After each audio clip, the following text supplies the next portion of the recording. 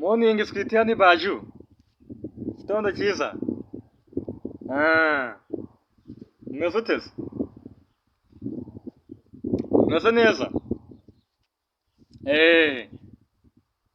Nanjye meze neza kabisa. Mhm.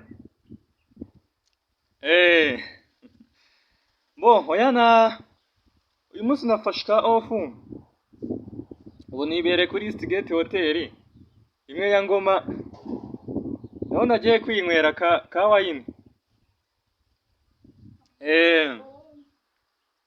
Ayo ndi kwinywera ka red wine.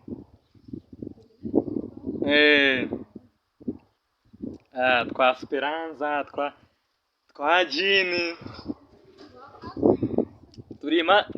Twose turi impande yanjye kabisa, ubu ngubu nitwo ndi kwinywera. Oya. Nazanye ya Land Rover yanjye, niyo nazanye. Ntago uyu munsi Benz nayisize. Mbo yagize akabazo ariko hari indi modoka ndi gutumaho muri ino minsi, nayo igiye kuzaza. Mbo iramutse ije nta kibazo, naguha imwe kuko ubu ziragira nko muri 5 mbo ndakeka. Ese ufite amakuru yuko ngiye kugura Private Jet?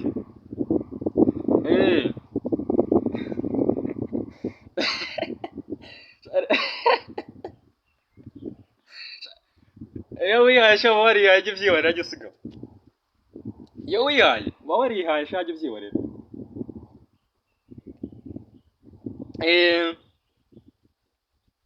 Mpamaga njyewe byihorera. Ukuntu nari nkumbuye kunywa ka red wine. Bazutse se kuyifungura byangoye kubi cyane. Ntabwo wakumva ukuntu byangoye. Umusoriveri yayizanye ayinereka imbere, ariko kugira ngo nyifungure, nubwo wumva ndi kuyinywa, kugira ngo nyifungure byabaye karate.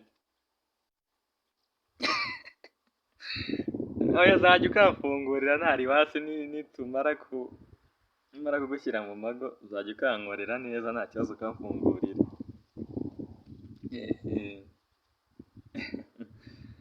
Ubu ntabwo yakongera kunanira kuyifungura. Niwumva ukuntu nyigotomera.